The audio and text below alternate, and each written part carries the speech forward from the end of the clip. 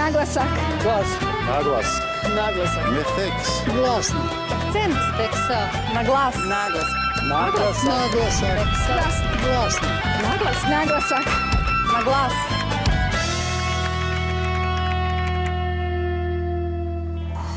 Dober dan, dobrodošli v oddaji Na glas.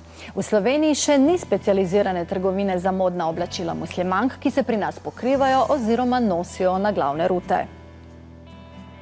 Ne glede na to, da nosimo ruto, smo lahko enako moderne kot tudi tiste ženske, ki jo nosijo mogoče zgolj okoli vratu. Da na območju nekdanje Jugoslavije nič ne ostane izgubljeno s prevodom, že 8 let skrbi Srpski kulturni centar Danilo Kiš iz Ljubljane. Čini mi se da je poetika Muanisa Sinanovića jedna od retkih koja je stvari predstavlja na neki način poeziju otpora. Čeprav se za naglavne rute v Sloveniji ne odloča veliko žensk, to vrstna oblačila vedno znova delijo javnost. Pravzaprav je predmet razprav vse skozi žensko telo. Le da gre enkrat za zakrivanje, drugič pa za razkrivanje, meni video umetnica, režiserka in novinarka Zemira Alajbegović-Pečovnik, ki je posnela tudi dokumentarec o svojih babicah iz Bosne in Slovenije in bo gostja v našem studiu. Kako se sploh nosi naglavna ruta? Kje jo je pri nas mogoče kupiti? Kako skrbijo za videz pokrite muslimanke? Odgovore je poiskala Nataša Žunič. Odločitev je bila spontana, pravi predsednica ženskega združenja islamske skupnosti v Sloveniji Ela Porić. Ljubljančanka si je dobro zapomnila 26. julij, dan, ko se je odločila, da jo bo ruta spremljala do konca življenja. Kako je biti konkretno vprašanje muslimanska ženska v Sloveniji? Popolnoma normalno. Jaz sem v Sloveniji rojena. Slovenijo doživljam kot svojo državo, kot svoj prvi dom. Glede na to, da sem pa muslimanka, je to pač moje versko prepričanje. Mislim, da samo prispeva k tej multikulturnosti. Kljub pomenljivim pogledom in stereotipom, s katerimi se pokrite muslimanke srečujejo v vsakdanjem življenju, odločitve ne obžaluje. Naglavna ruta, kot jo vidite na meni, je v bistvu versko pravilo, ki se veže za ženske, ko so polnoletne, se pravi spolno polnoletne, se pravi na pametne, zdrave muslimanke, da se pač, ampak gledajte, to je predvsem individualna odgovornost. A naglavna ruta kot zapoved islama ni zgolj obleka, ki pokriva telo, temveč je predvsem moralni koncept, razlaga sogovornica. Ko govorimo o konceptu naglavne rute, to pomeni, da si bo ženska v tem primeru zakrila vse razen obraza, rok do zapestij in nog do gležnjev. Se pravi, pri tem seveda tudi preferiramo, da ta oblačila, ki jih oblačimo, niso prozorna, niso preveč ozka. Svetovne modne hiše danes v svoje kolekcije vključujejo tudi muslimanska oblačila. Zdaj, zelo pomembno je verjetno zakriti lasje, to je glavno. Tako, ja, tako. In vrat. Ne? Zdaj, včasih si vrat zakrijemo tudi naprimer z pulijem, gremo čez glavo, potem pa tega jaz si dam spodaj, ga tako razkrijem pod majico, ki jo imam. In potem tega naštimam nekako tako, da mi ta moj okrasek nekako pride do izraza. Kljub strogim pravilom zakrivanja muslimanske ženske svojo ustvarjalnost izražajo z izbiro modnih dodatkov. Kombiniramo različne zapestnice, verižice. Nekatere ženske si tudi zakrijejo oziroma postavijo ruto tako, da nosijo tudi uhane, pa so uhani vidni. Nažalost, ni nobene specializirane trgovine za pokrite ženske v Sloveniji. Danes naglavne rute nosi le peščica prebivalk Slovenije. V Sloveniji vi ne boste našli nikjer, niti na enem delovnem mestu v javni upravi žensko z naglavno ruto. Jaz res apeliram na vse ljudi, ki imajo, temu reči pod narekovaji, problem sprejeti to vrstno drugačnost. Naj pač jo sprejmejo kot normalnega človeka. Če si težko zamislijo ruto, naj pa zamislijo, da nosi klobuk, ne. Po mnenju Ele Porić, ženstvenost izhaja predvsem iz zdrave samopodobe. Zemira, dober dan, dobrodošla. Dober dan. Kaj meniš o pokrivanju žensk? Nazadovanje pri emancipaciji ali znamenje verske svobode? Ja, bolj to drugo. Pa tudi to, da se najbrž muslimanske ženske drugače emancipirajo. Kot smo se recimo ženske v zahodnem svetu, kjer je šla emancipacija dostkrat z roko v roki z odkrivanjem telesa, z izpostavljenostjo pogledu, s tem, da smo se znebili recimo neprijetnih oblačil, kot so stezniki in tako naprej. Tako da, ja, to so različna pravila, v tem smislu različni svetovi in najbrž različne poti emancipacije. Ja, predmet je vedno žensko telo, ne glede na to, gre za zakrivanje ali razkrivanje. Vedno je žensko telo je vedno v presečišču osebnega, intimnega, političnega, ideološkega, religioznega. Tako da, bodi si, da so ženske vidne, razkrite, izpostavljene, da se vse vidi, bodi si, da so zakrite, vedno je tu še veliko več kot to. In se mi zdi, potem s tem pride pa še kakšen drug problem. Danes seveda smo mi lahko odkrite, na pol nage, hodimo po cesti in tako naprej, ampak potem dobiš še narobno stran tega, te izpostavljenosti, da v bistvu je vsak delček tvojega telesa na nek način nenehno pod pogledom, da je popolnoma komercializiran in da moraš biti kar močna osebnost, da se upreš temu globalnemu režimu kozmetične industrije, farmacije, mislim, cele družbe, ki v bistvu medijev konec koncev. Kaj pa je medij drugo kot pač skrutiniziran pogled ne samo ženskega telesa in obraza, tudi moškega konec koncev, ampak pri ženskah je to vedno malo bolj tako zaresno. Ali pa lepotne operacije, recimo. Še bolj vidno kot sicer.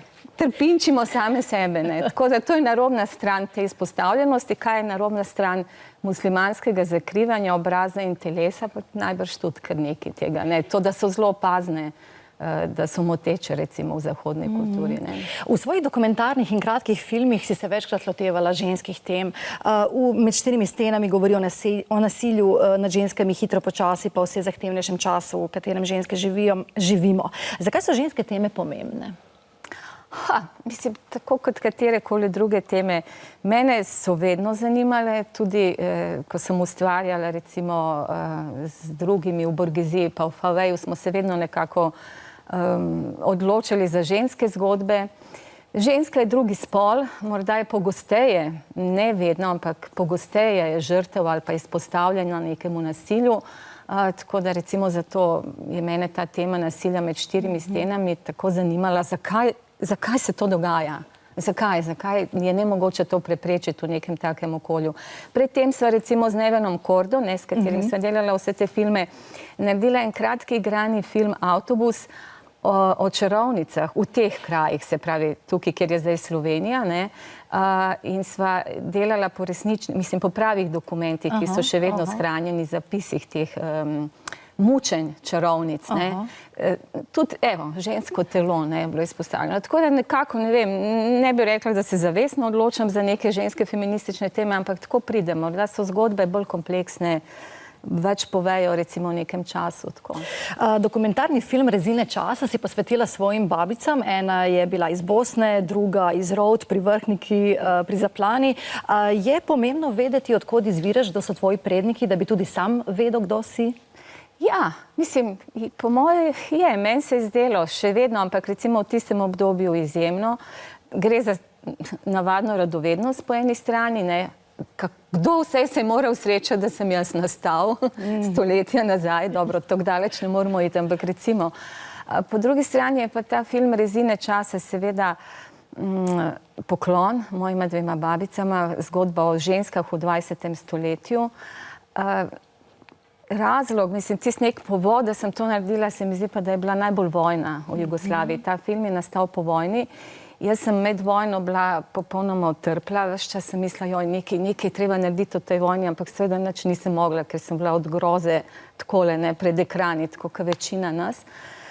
In potem sem naredila ta film, ki govori pač o teh dveh babicah. Obe sta nekako se rodili v začetku 20. stoletja in živeli še do te zadnje, tretje vojne. Preživeli sta prvo, drugo svetovno vojno, rodili sta se v Avstro-Ogrski, potem sta živeli v Kraljevini Jugoslaviji, socialistični Jugoslaviji in na koncu sta tudi ta babica v Bosni, ki je med to vojno zadnjo umrla, sta nekako doživeli razpad Jugoslavije.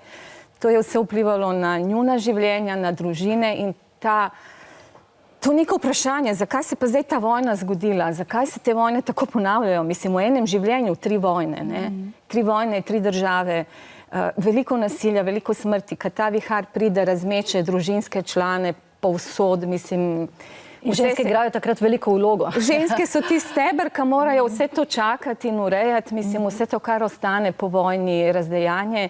Tako da, ja, to je film o vojni in o teh dveh ženskah, ki... Prišla si iz Pule, konec 70-ih na študij sociologije v Ljubljano. Kako se spominjaš tega časa? Si že govorila slovensko? Ja, jaz sem govorila slovensko, ker sem pač hodila redno v Slovenijo, ja, k stari mami, pa ker sem tudi obiskovala 3. razred, ampak na faksu nisem. To je zanimivo, ne? Zdaj so te razprave o jeziku tako aktualne, ampak recimo nam na FSPN-ju, Fakulteta za sociologijo, politične vede in novinarstvo, to je zdaj FDV, ni bilo treba govoriti, ne pisati slovensko. In jaz sem pač skoraj do zadnjega letnika, ko sem se sama odločila, govorila hrvaško. In to je bilo nekako normalno. Bila si pomemben del ljubljanske kulturne alternativne scene. Je bila ona odprta za ljudi od drugod? Ja, seveda, se tako je nastala, se mi zdi, ta ljubljanska, da smo prišli z vseh koncev Jugoslavije in Slovenije, seveda, z vseh možnih faksov, ker takrat smo bili seveda večinoma študentje, ja. Ljubljanska alternativna scena je bila zelo, zelo odprta. Odprta tudi morda zato, ker smo, čeprav smo bili zelo različni po, ne vem, morda celo glasbenih okusih, glasba nas je vendarle najbolj držala skupaj, ampak tudi to so bile razlike, se mi zdi, da je ta neka občutek solidarnosti in odnosa do recimo uradnega režima, ne. Vsi smo nekako vedeli, upali, da to zdaj bo konc tega režima, da nas je to nekako držalo skupaj in smo bili zelo solidarni. Mogoče samo kratko o filmu. Odkot ljubezen do filma? Vemo, da spremljaš filmske festivale, imaš tudi oddajo o filmu na naši televiziji. Ja, film je zame... Ne bom primerjala z drugimi področji, ne bi bilo fair. Ampak ne vem, odvedno je bilo. Še od 80-ih, ko je v Disco Fave pa v skupino Fave prišel prvi videorekorder, VHS videorekorder v Sloveniji, ne. Mi smo takrat delali z njim, že takrat so bile gibljive slike in so še ostale. So ostale. Najlepša hvala za obisk v našem studiu. Hvala. Srbski kulturni center Danilo Kiš v Ljubljani je konec februarja obeležil rojstni dan pisatelja, po katerem se je imenoval.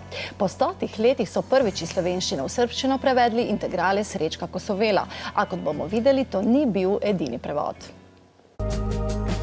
Zbirka Izohipse je nova knjiga poezije mladog slovenskog pjesnika Muanisa Sinanovića, koju je na srpski jezik preveo urednik edicije Pesme pesmi Ivan Antić, a grafički oblikovala Ana Petrović. Unutar slovenačkog i srpskog i hrvatskog i uopšte regionalnog konteksta čini mi se da je poetika Muanisa Sinanovića jedna od retkih koja je stvari predstavljena na neki način poeziju otpora, poeziju neslaganja sa onim što se očekuje od poezije.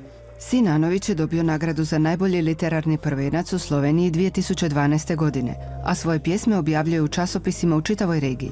Prevod na srpski mnogo mu znači, budući da s kolegama s tog govornog područja ima dosta zajedničkih točaka, iako su se formirali poslije raspada zajedničke države. Radi se o tome da se uspostavlja neka zajednička postjugoslavenska scena koja ima neke veoma značajne specifike i koja se odnosi pogotovo na rad neke moje generacije, znači ljudi koji su rođeni u sredinom 80-ih. Izohipse su izbor iz 3 pjesnikovih zbirki, Štafete okoli mesne smreke, Pesmi i Dvovida. Muanis je rođen u obitelji koja se u Novo Mesto doselila iz Sandžaka. Piše na slovenskom, a njegovu poeziju preveo je Beograđanin Ivan Antić i sam pjesnik, koji posljednjih godina stvara u Ljubljani. Zašto je prevođenje poseban izazov? To je poezija koja na neki način strpljivo čeka na sebe i čeka da se dovrši u misli, pa tek onda se ispisuje, ne žureći da se ispiše pre nego što je dozrela u mislima. Mnogo puta iščitavam, mnogo puta tražim taj pravi ritam koji je u originalu prisutan da prenesem na neki način u prevod. 2 dosadašnje zbirke prevedenih pjesnika, Bojana Vasića na slovenski i Muanisa Sinanovića na srpski jezik, približavaju mlade umjetnike s područja bivše Jugoslavije novim čitateljima. Tako SKC Danilo Kiš nastavlja tradiciju beogradskih vidika, u kojima su svojedobno objavljivali Šalamun, Ković, Kocbek, Strniša, Zajec i drugi slovenski pjesnici. Na koncu vam v branje priporočamo prvi roman režiserke Ivane Đilas z naslovom Hiša. Prav hiše ali stanovanja so namreč preslikava naših sanj oziroma tega, kakšna naj bi bila naša življenja. ugotavlja avtorica družinske nepremičninske tragedije, priseljenka, ki že skoraj 20 let ustvarja v Sloveniji. Na glasu lahko sledite na rtvslo.si in na družbenih omrežjih. Znova se vidimo čez 14 dni. Imejte se lepo.